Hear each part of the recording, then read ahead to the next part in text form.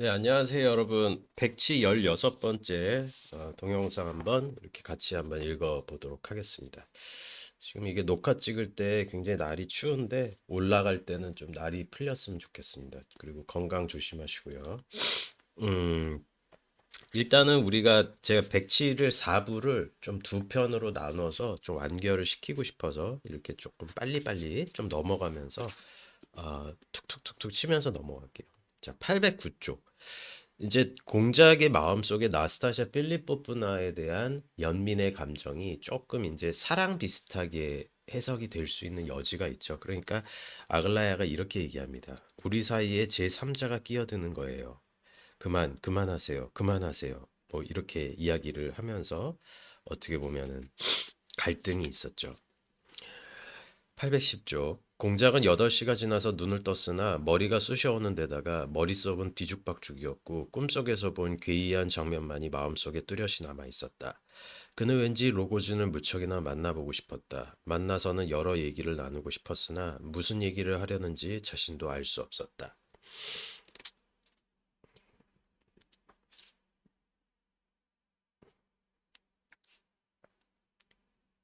814쪽. 그래서 이제 편지가 왔다 갔다 편지가 왔다 갔다라고 하는 것 같아요. 지금 편지는 어디에 있어? 아직 내가 가지고 있어요. 자, 여기요. 레베제프는 공작에게 아글라야가 가브릴라 가냐에게 보내는 쪽지 편지를 건네주었다. 그것은 이날 오전 2시간 뒤에 가브릴라가 아, 자신만만하게 누이 동생에게 보여주었던 그 쪽지였다. 그러니까 사실은 아글라야도 가냐에게 조금씩 여지를 주고 공작에게도 여지를 주고 조금 이런 상황이에요. 그러니까 속된 얘기로 좀 어장관리가 좀 하고 있는 거죠. 그런데 아글라야의 마음속에는 공작이 나스타샤 필리포프나를 연민 플러스 조금 더 나가서 생각하고 있다라는 것에 대해서 속된 얘기가 좀 긁혀 있어요. 816쪽. 레베제프가 짓거리는 얘기를 다 듣고 있기란 무척 괴로운 일이었다. 하지만 거기에서 매우 중요하고 비상한 사실이 밝혀졌다. 다름 아니라 아글라야가 극심한 불안과 망설임, 그리고 무서운 고통 속에 사로잡혀 있다는 사실이었다. 공작은 질투 때문에 라고 혼자 중얼거렸다.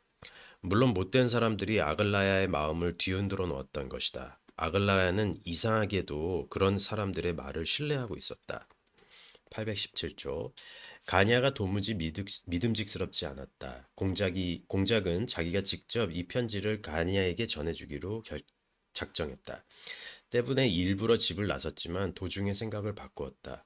마침 뿌찌진의 집 앞에서 니콜라이를 만났기 때문에 공작은 직접 아글라야에게 부탁한 것처럼 말을 하며 니콜라이에게 편지를 전해주라고 했다. 니콜라이는 군소리 없이 형에게 편지를 전해주었기 때문에 가브릴라는 어떤 경로로 이 편지가 전해졌는지 몰랐다.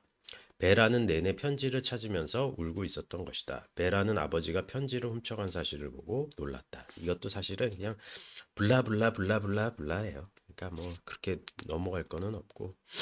그래서 이제 사실은 백치에서 재미난 부분이 이러다가 상류층 계급들이나 어떤 많은 사람들이 모이는 연회장이나 무도회장에서 벌어지는 일들이 참 재밌거든요. 그래서 한번 읽어볼게요. 그러니까 요런 거에 사실은 더 포커스를 맞춰서 읽는 게 좀 재밌어요.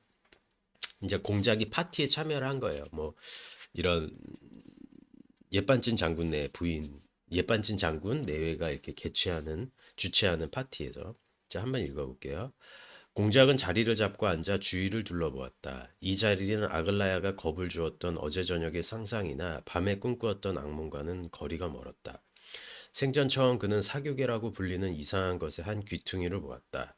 그는 별난 의도, 상상, 유혹 때문에 이미 오래전부터 매혹적인 이런 모임에 참석하기를 갈망해왔던 터라 이 자리에서 받은 첫인상에 비상한 흥미를 느꼈다. 여기서도 사실은 공작이 제 기억이나 맞을 거예요. 간질 발작이 또 일어나요.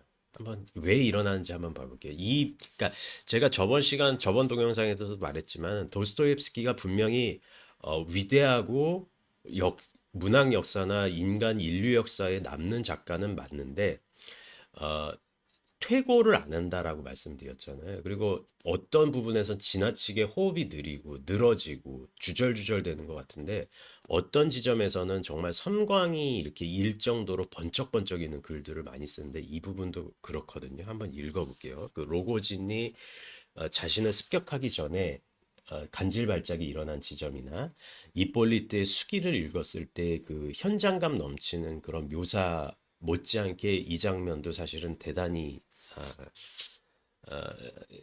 대단한 장면이거든요. 한번 읽어볼게요.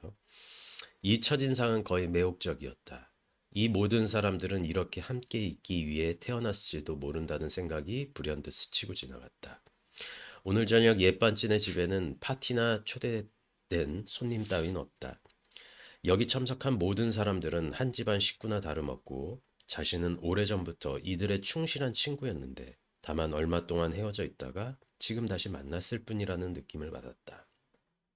우아한 매너, 간결한 몸가짐, 겉으로 보이는 솔직성에서 우러나오는 매력은 거의 혹하고 넘어갈 정도였다. 공장은 그러한 솔직성과 우아한 매너, 기지, 고상한 품위가 고도의 예술적 모조에 지나지 않는다는 사실을 미처 몰랐다. 대부분의 손님들이 존경할 만한 외모의 소유자였지만 텅 빈 머리를 가지고 있는 사람들이었다. 손님들 자신도 그들의 장점이 단지 거치장에 불과하다는 사실을 모르고 있었다. 그러한 거치장은 이들 손님의 탓이 아니었다. 그것은 무의식 중에 생긴 유전이었기 때문이다. 공작은 첫인상에 매료되어 그런 것은 생각해 보려 들지도 않았다.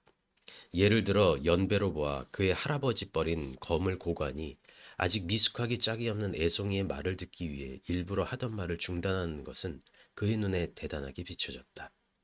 게다가 이 노신사는 그냥 듣고만 있는 게 아니라 상냥하고 친절한 태도로 그를 대하고 있는 것처럼 생각되었다. 이들은 생전 처음 보는 사람들이 아니던가. 이처럼 우아하고 정중한 매너가 공작의 예민한 감수성을 강하게 건드렸는지도 모르고 어쩌면 그가 처음부터 지나치게 황홀한 인상에 마음이 쏠려 매료되었는지도 모른다. 섬찟, 저는 사실은 이 장면이 굉장히 섬찟했어요. 왜냐면은 일단은 상류층 사람들을 저는 뭐 거의 본 적이 없죠. 뭐 거의 본 적이 없는데 노동으로부터 노동으로부터 자유롭지 않은 제가 뭐 그렇게 뭐 노동으로부터 완전히 자유로운 부르주아 계급이 뭐 몇 명은 봤겠죠. 근데 집단으로 모여서 사기업 클럽을 이루는 거는 뭐 저는 본 적이 없습니다. 근데 이게 어떤 의미에서는 굉장히 섬찟한 게 뭐냐면은 지금 도스토옙스키가 모조품이라는 이야기를 썼고 그들이 보여주는 자태나 그들이 보여지는 완벽한 외양 자체가 그들의 유전에서 무의식적으로 남겨져 있기 때문에 그냥 생판 몰라도 그들의 귀족적인 소사이어티가 대단히 가족처럼 보인다라고 이야기를 하고 있거든요. 근데 문제는 뭐냐면은 얘네들은 그냥 지네가 그런 줄 알아. 평범한 사람들이에요. 어떤 의미에서는. 돈 많고 혈통 좋은 평범한 사람들이에요. 근데 우리 공작은 아니잖아. 이 사람들이 껍데기만 있다라는 거를 이 사람은 공작은 모르는 거예요. 그러니까 이 사람 눈에는 여기가 마치 천국 같은 거예요. 이 무슨 얘기인지 아시겠죠? 이게 참 무서운 거거든요. 공작도 지금 상당히 문제가 있는 정신의 상태예요. 왜? 저런 사람들을 보고 저 사람들이 겉껍데기만 있다라는 거를 공작도 알아차려야 되거든요. 상식적인 사람은. 근데 공작은 그걸 못 알아차린다는 거예요. 그냥 완전히 이 사람의 눈에는 이 허울 좋은 의상 좋고 아주 그럴듯한 이 사람들이 천사처럼 보이는 거야. 천사가 아니거든. 머리가 빈 사람들이야. 그냥 마네킹이야. 햇살이 차라리 이렇게 저처럼 잔인하게 이야기를 하는 게 나아요. 물론 마네킹은 아니죠. 하지만 그들이 팔자 좋게 팔자 늘어지게 저렇게 운빨로 태어나서 저렇게 하는 거는 저 사람들이 별로 그렇게 중요한 사람들이 아니라는 얘기예요. 그냥 텅빈 사람들이야. 이건 도스토옙스키가 얘기를 하니까 모조품이라고. 근데 공작은 그 눈에 황홀하게 보이는 거야. 이 사람은 의심을 하지 않으니까. 그렇다손 치더라도 서로서로 가까운 친구 사이라는 것만은 틀림없었다. 그러나 820조. 그러나 공작이 이들과 처음 인사를 나눈 직후에 받았던 인상대로 이들이 모두 상호간에 가까운 친구들은 아니었다. 심지어 옛반짓내 사람들을 조금도 자기네와 대등하지 않다고 생각하는 사람들도 있었다. 또는 자기네끼리 증오하는 사람들도 있었다. 뭐 블라블라 블라블라 블라 이렇게 쭉 넘어가서 어쨌든 간에 서로 이제 이런 그런 티를 내는 거예요. 그러니까 어떤 남작은 그러니까 어떤 암흑의 남작은 영국 귀족의 흉내를 내려다 보니 취미도 영국식이었다. 영국 사람이 아니에요. 어쨌든 뭐 이런저런 사람이 있었고 S 공작과 에브게니 외에 다른 사람으로 알려진 N 공작도 있었는데 이 사람은 뭐 타고난 말솜씨고 그냥 재산을 탕진하는 게 재주였던 사람이다. 뭐 이런 사람. 그러니까 전혀 뭐 중요한 사람들이 아니에요. 그냥 시간 부자들, 돈 부자들 이런 사람들인데 결코 이런 사람들이라고 해서 뭐 행복하느냐 그런 게 아니라 도스토옙스키의 묘사를 보면은 그냥 할 일 없이 그냥 돈을 쓰는 거예요. 혈통 좋게. 그런 사람에 불과해요. 근데 이거를 일반적이고 우리 같은 속세인들은 그걸 알지. 아, 저 사람, 에이, 뭐, 저 별거 없네. 뭐, 이렇게 되는데, 공작은 어떤 사람이에요? 자기를 찌르려던 사람도 어떻게 보면 용서했던 사람이고, 내 유산을 강탈하려고 말도 안 되게 사생아 자처인 이폴리트, 이런 사람들에게 다 퍼주는 어떻게 보면은 마음씨가 너무 과할 정도로 선한 사람이잖아요. 이런 사람들 눈엔 이 공작의 관점에 있어서는 미슈킨 공작의 관점에 있어서는 이 사람들에 대한 악의 없이 받아들이는 거예요. 그러니까 여기서 섬찟한 지점이 뭐냐면은 과연 사람을 악의 없이 받아들이고 사람을 아무런 그 편견의 필터 없이 받아들인다라는 것 자체가 대단히 위험할 수 있다라는 얘기예요. 그냥 믿어버리거든. 823쪽. 공작은 이 사교 모임에 참석한 모든 사람들을 불순물이 전혀 섞이지 않은 진짜 금화라고 여겼다. 그러나 이들은 한결같이 약속이나 한 것처럼 행복한 기분에 도취돼 자신들에게 완전히 만족해 있었다. 이들은 나름대로 자신들의 방문이 옛반찐 가문의 크나큰 명예가 되리라고 믿었다. 애석하게도 공작은 그러한 미묘한 점까지는 의심조차 하지 않았다. 예를 들어 옛반찐 장군 딸의 운명과 연관된 중요한 결정을 내리는 마당에 노갈리에게 감히 미시킨 공작을 소개하지 않고 그냥 넘어가는 버리는 행위는 용납할 수 없는 일이라고 마음속으로 꼬투리 잡고 있었다. 공작은 이들이 그런 생각이나 하고 있을 줄은 꿈에도 상상할 수 없었다. 뭐 이런저런 이야기. 음. 825쪽. 아글라야는 두서너 번 공작 쪽을 유심히 바라보며 그의 처신에 흡족해하는 것 같았다. 왜냐면 공작이 또 그렇게 뭐 모나게 행동하는 사람은 절대 아니니까. 공작은 아글라의 그런 태도를 눈치챘다. 서서히 공작은 몹시 행복해졌다. 아까 레베제프와 만나고 난 후에 경험한 망상적 발상이나 경계심이 불쑥불쑥 고개를 쳐들기도 했으나 이미 그런 것은 이 세상에 있을 수 없는 터무니없고도 우스꽝스러운 꿈처럼 느껴졌다. 그는 하루 종일 잠재적으로 그 꿈을 안 믿으려고 무던히 애를 써왔다. 그는 거의 입을 열지 않았다. 간혹가다 질문을 해오면 마지못해 대답하는 것이 고작이었으나 나중에는 아예 입을 봉해버리고 마치 향락에 도취해든 듯 귀를 기울이고만 있었다. 그러나 차츰차츰 그의 마음속에서 무언가 영감 같은 것이 일어나 기회만 닿으면 터질 것 같았다. 그가 말을 시작한 것은 우연이었다. 어떤 질문에 대답을 하다 보니 말이 나왔던 것이지 사전에 준비된 의도가 있었던 것은 결코 아니. 우리가 어떤 술자리 아주 기분 좋은 술자리나 아니면은 기분 좋은 이런 사람들과의 1대1 만남 말고 그러니까 다수의 만남에서 어떻게 보면은 내가 너무 기분에 취하고 내가 너무 기분이 업돼 가지고 그 장소에서 내가 너무 열정적으로 그 분위기를 이끌 때가 있어요. 근데 뭐 그럴 때도 있고 그렇지 않을 때도 있겠죠. 근데 대부분 그럴 때 어떻게 보였냐면은 뭐 조심해야 되는 지점이라고 볼 수도 있는데 어떤 지점이냐면은 그때 여러분들의 행동을 관찰을 하거나 여러분들을 앞세워서 그 분위기에 어떤 그러니까 관찰자의 입장으로 바뀌는 사람들의 존재를 조심해야 되거든요. 그러니까 이게 상당히 미묘한 지점인데 여기서 그런 사태가 나와요. 지금 공작의 눈에는 그러니까 처음 여기서 도스토옙스키가 거의 4부에 이제 중후반을 달리고 있기 때문에 소설 전체에서 중후반을 달리고 있기 때문에 어떤 입장에서는 공작이 받았던 어떤 스트레스나 공작이 받았던 압박감, 공작도 사람이잖아요. 그러면은 이 공작이 가지고 있는 그 느낌에 대해서 이 사람이 여기서 금화와 같은 사람들, 천사와 같은 사람들 앞에서 자기 의견을 막 이야기를 해요. 그냥 토해내요. 그러니까 이게 어떻게 보면은 자기 논리나 자기 생각을 논리적이고 정합적으로 이야기를 하는 것이 아니라 어떻게 보면은 그 이렇게 그냥 퍼붓는 거야. 쏟아 부어버리는 느낌으로 이야기를 하고 마지막에는 발작을 하거든요. 그러니까 한번 이야기를 해볼게요. 833쪽에 그러니까 저도 카톨릭 신자인데 여기서는 카톨릭을 좀 이렇게 많이 비이성적인 종교로 좀 묘사를 하거든요. 첫 번째 공작이 얘기해요. 첫 번째로 카톨릭교는 비교도적인 교리를 지닌 사상입니다. 공작은 광적인 흥분에 휩싸여 필요 이상으로 언성을 높이며 다시 말했다.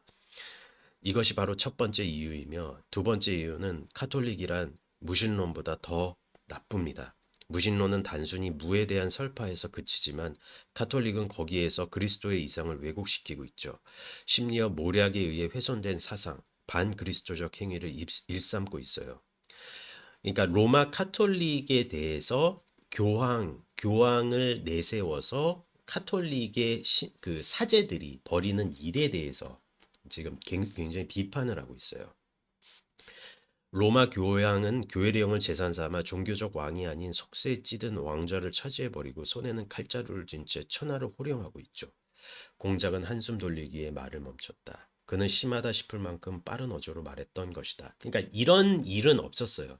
소설상의 공작이 이렇게 많은 대사를 하고 공작이 이렇게 퍼붓듯이 이야기를 하는 거는 사실은 거의 이 소설 전반은 지금이 처음이거든요. 그러니까 공작이 무의식적으로 가지고 있던 그 내면의 분노와 자기도 억울하잖아. 그런 지점이 지금 이 사교계에서 터져 나오고 있는 거예요. 전혀 모르는 사람들한테서. 그리고 공작은 이 사람들의 껍데기를 진짜 껍데기가 이 사람들이 빛나는 껍데기가 이 사람들의 빛나는 영혼의 내면과 일치한다라고 지금 착각을 하고 있어요. 그러니까 지금 자기가 하는 이야기를 광적으로 취해서 지금 이렇게 이야기를 하고 있는 거예요.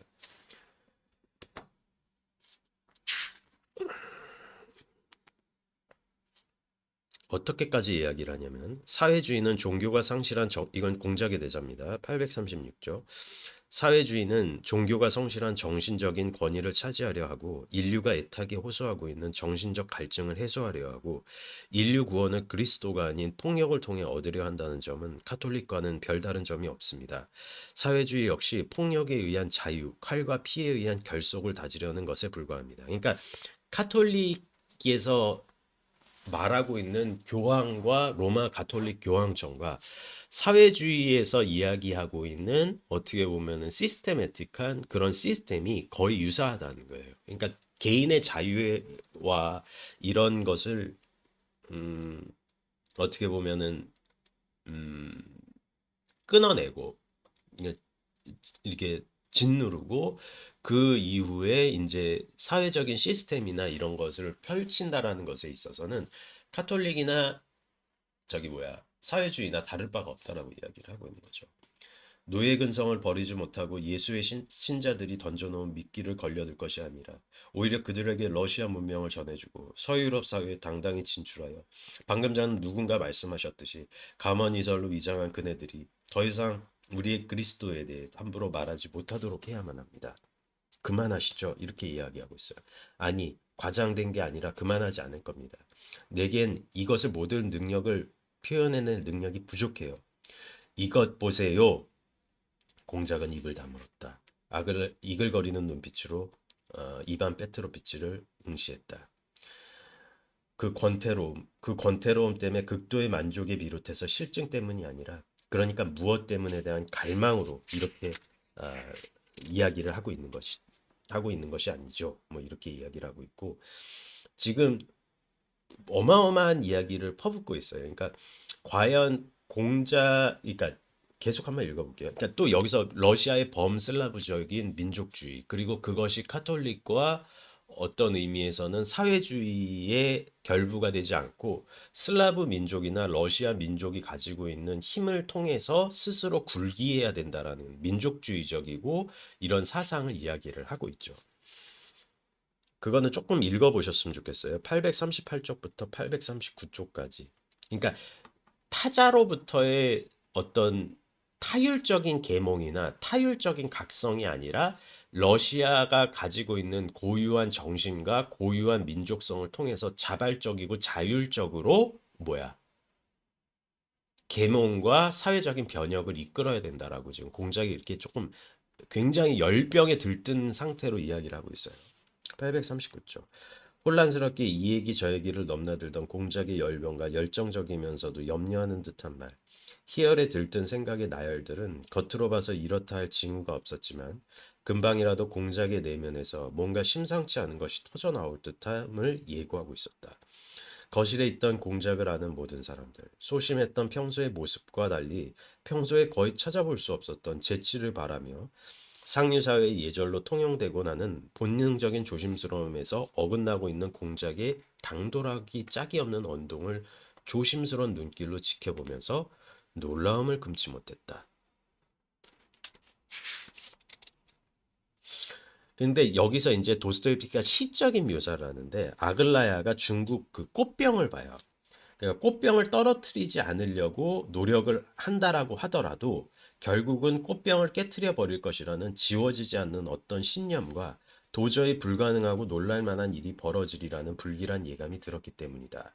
그런데 그러니까 여기서 꽃병이 상징하는 거는 우리가 뭐 국어 시간에도 배우고 이랬지만은 객관적 상관물이겠죠. 꽃병이 저게 분명히 안 떨어질 것이지만은 떨어질 것이라는 의심이 들고 회의가 드는 순간에 저 꽃병은 떨어질 거야라는 그 메타포가 아글라의 머릿속에 스치고 지나갔다는 얘기예요. 공작이 이런 모습을 많이 보고 자 이것이 의미하는 바는 결과적으로 공작이 발작이 간질 발작이 또 뿜어져 나올 것이다. 터져 나올 것이다라고 하는 어떻게 보면 일종의 아글라의 예언 같은 느낌이 되겠죠.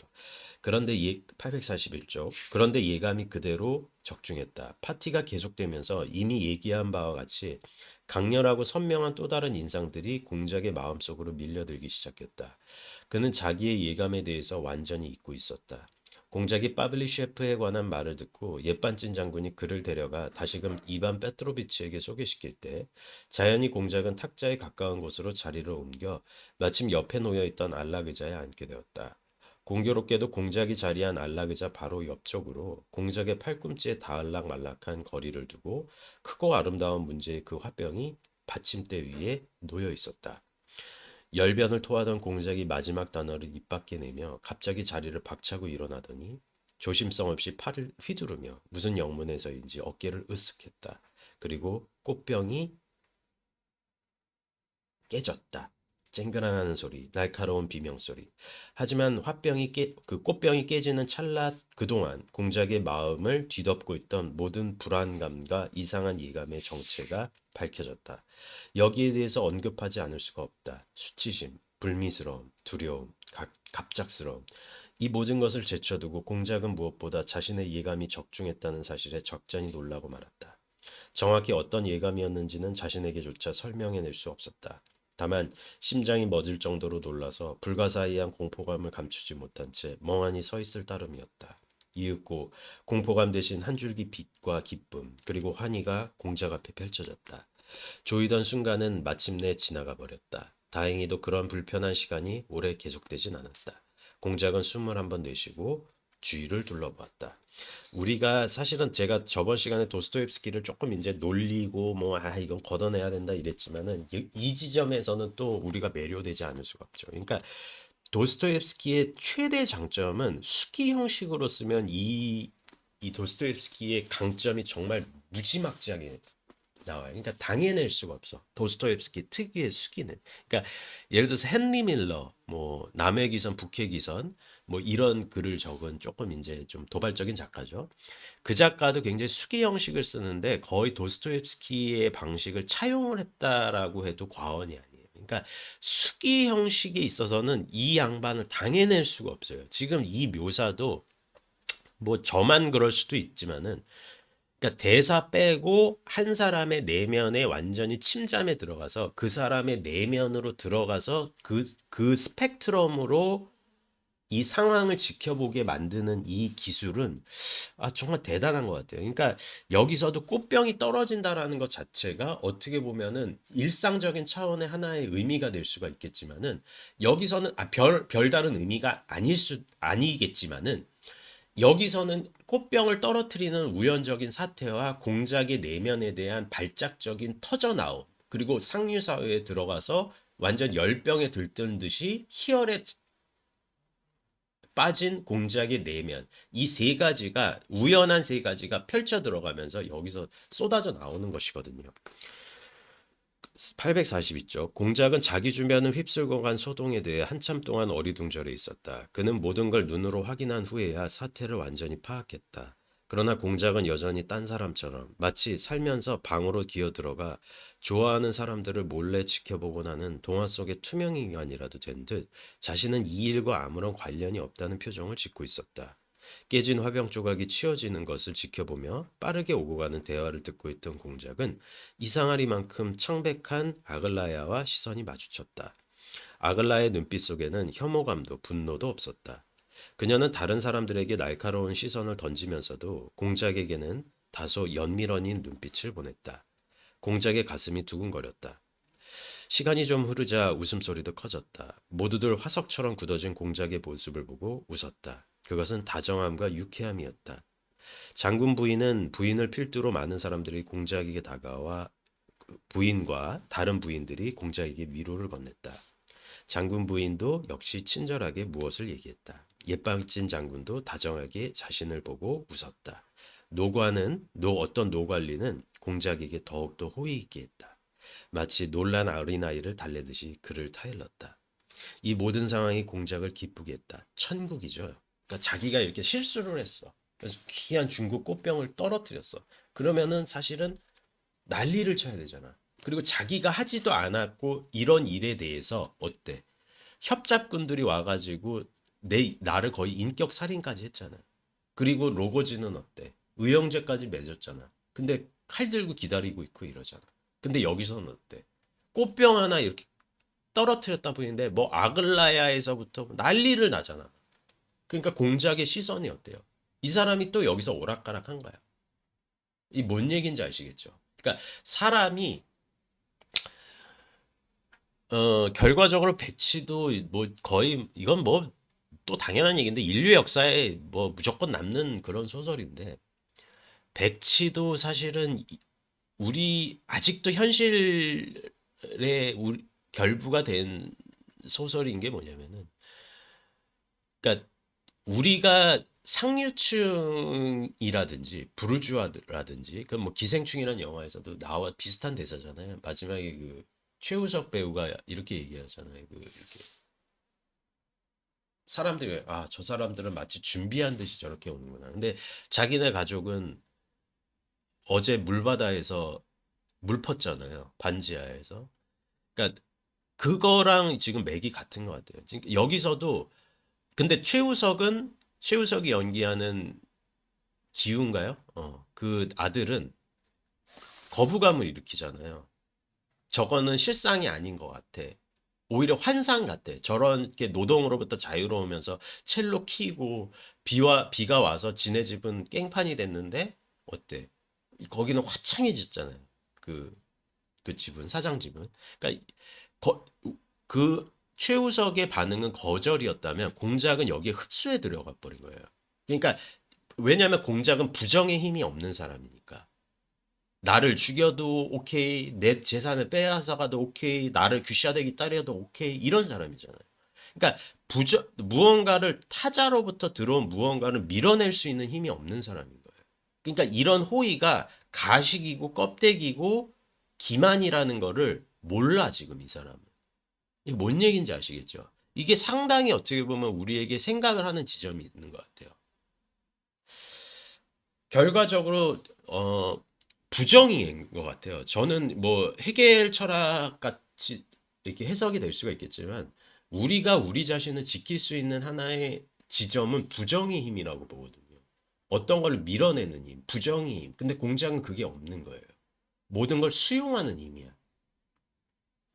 근데 여기서도 사실은 또 다치게 되는 거죠. 마치 로고진이 칼을 들고 공작을 해하려 했을 때 간질발작이 터지고, 지금 여기서 상류층 사회에서 이 사람들이 공작에게 우쭈쭈 우쭈쭈 이랬을 때도 지금 간질발작이 터질 거거든요. 그럼 간질발작이 터진다라는 공통적인 매개로 봤을 때 이 사람들도 지금 공작을 죽이고 있는 거예요. 이런 식의 기만과 이런 식의 거짓은 마치 로고진의 칼과 다를 바가 없어요. 사실은 이 상류층의 가식도 읽어볼게요. 어떻든 간에 여러분은 나를 용서해 주는 건가요? 장군 부인께서도 공작이 이런 얘기를 하는 거예요. 용서까지 나오고 있어요. 웃음소리가 더욱 커졌다. 어느새 공작의 눈가에 눈물이 고였다. 그는 자신의 눈을 의심하며 마법에라도 걸린 듯한 모습을 했다. 멋진 화병이긴 했죠. 내 기억으론 거의 15년간 있었는데. 아유, 정말 슬픈 일이군. 도자기 때문에 사람 하나 끝장날 뻔했어. 괜찮아요, 괜찮아요. 그럼 모든 걸 용서한단 말인가요? 화병 말고도 내가 저지른 모든 일들을? 갑자기 공작이 일어서며 이렇게 말하자 노관리가 다시 공작의 팔을 잡았다. 노인은 공작의 팔을 놓으려 하지 않았다. 정말 흥미롭고도 진지한 일이군요. 그럼 내가 여러분 누구에게도 모욕을 주지 않았단 말이죠.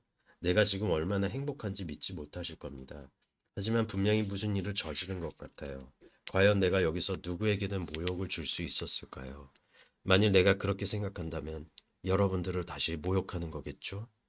이봐요, 친구. 이제 진정해요. 그건 지나친 말이요. 그런 것에 대해서 감사할 필요는 전혀 없어요. 물론 감사의 정은 아름답지만 과장되어 있어. 나는 감사를 표하는 것이 아니라 다만 여러분의 너그러움에 매료된 거예요. 여러분을 바라보니 정말로 행복하군요. 어쩌면 바보 같은 말로 들을진 모르지만 이 말을 해야 될 것 같습니다. 내 자신의 명예를 위해서라도요. 공작은 발작을 일으킬 듯 불안하고 상기된 모습이었다. 그는 자신이 말하고자 하는 것과는 다른 단어들을 자꾸만 입 밖에 냈다.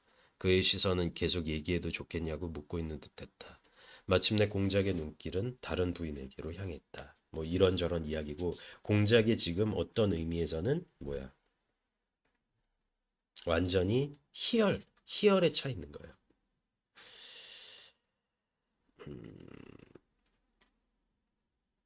846조.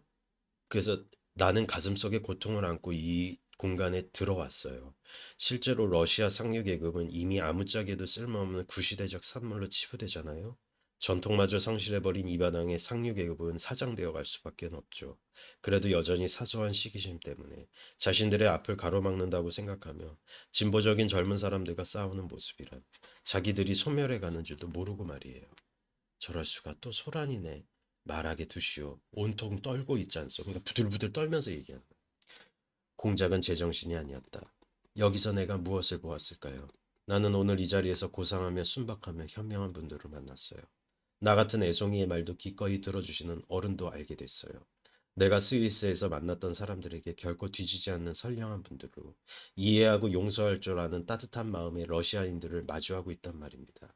내가 한편으로 기쁘면서도 얼마나 놀랐는지 모를 겁니다. 오늘 이 말만큼은 꼭 하고 넘어가도록 해주세요. 그동안 나는 이 세상에서 본질은 이미 사라지고 형식과 구순만이 남았을 뿐이라고 들어왔고 나 자신도 그렇게 믿어왔어요. 그러나 지금 생각해보니 러시아는 아직까지 그렇지 않은 듯해요. 이런 사실은 우리나라가 아닌 다른 나라 얘기 같아요. 과연 여러분 모두가 위선적인 카톨릭 신자인가요? 이것은 미래와 희망을 실현하기 위한 바탕이 아닌가요? 그런 사람들이 제대로 시대를 파악하지 않을 수 있을까요? 제발 이젠 진정하게나 젊은 양반. 다음에 기회를 봐서 내가 다시 얘기를 할게요. 내 기꺼이 들어주겠네. 노갈리가 조용히 말했다. 아니에요. 다 말해버리는 게 낫겠어요. 또다시 새로운 열정의 충동을 이겨내지 못한 공작이 이야기하기 시작했다. 그래서 막 또 퍼부어요.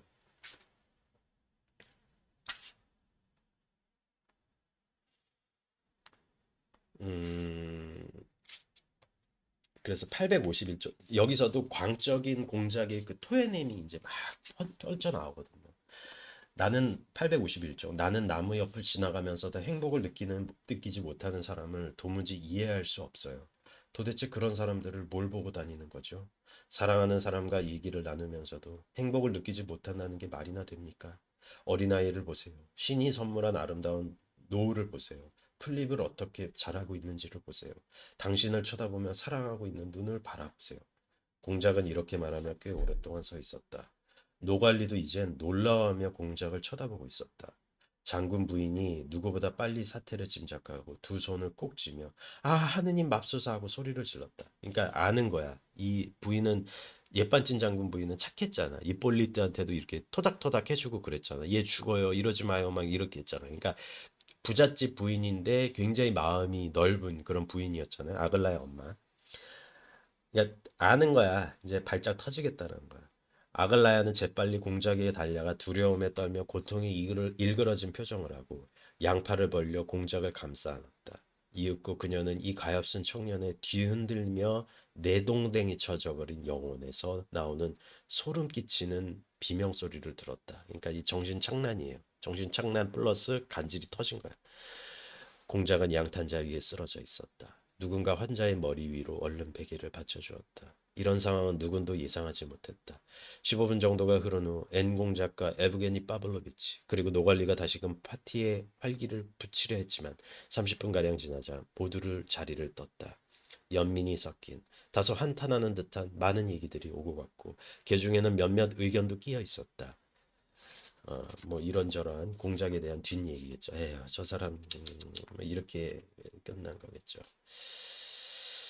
그리고 이제 어떻게 보면은 어, 공작에 대해서 아글라야와 이런 상황에 대해서 이제 뒷얘기가 많이 나오고 있는 거죠. 그러니까 어떻게 보면은 이 에피소드가 굉장히 조금 작은 에피소드일 수가 있는데, 그러니까 두 번째 발작이죠. 두 번째 발작, 이제 세 번째 발작이 남을 건데, 공작의 두 번째 발작이고, 어, 결과적으로 앞에서 이야기한 얘기를 제가 또 반복하기는 그렇고, 뭐, 로고진의 칼이나 상류층의 기만이나 공작을 죽이려고 하는 거는 똑같았다. 이렇게 좀 결론을 내고 싶고, 이제 마지막에 공작이 또 한 번의 발작이 일어납니다. 이 글에서는 세 번의 발작이 일어나는데 두 번째예요, 지금은. 그러니까 공작이 굉장히 마음이 그러니까 다친 상태였다. 공작이 굉장히 마음이 다친 상태였고, 그래서 좀 딱하기도 하더라고요. 저도 처음에 읽었을 땐 딱했고, 강의 준비하면서도 이렇게, 아, 참 딱하다, 이런 생각을 했고, 처음에 읽었을 때도 굉장히 강렬했던 것 같아요. 아, 이게 죽이려고 달겨드는 사람뿐만이 아니라 너무 달콤하게 이렇게 사람을 기만하는 것도 문제가 있다. 이런 생각을 했던 것 같아요. 다음 시간에 아마 저는 다음 시간에 끝냈으면 좋겠는데 뭐 못 끝내면은 뭐 또 한번 하면 되니까. 긴 영상 봐주셔서 감사하고 즐겁게 봐주셨으면은 뭐 좋아요와 필요하시면 구독도 부탁드립니다. 네, 오늘도 좋은 하루 보내시고 감사합니다.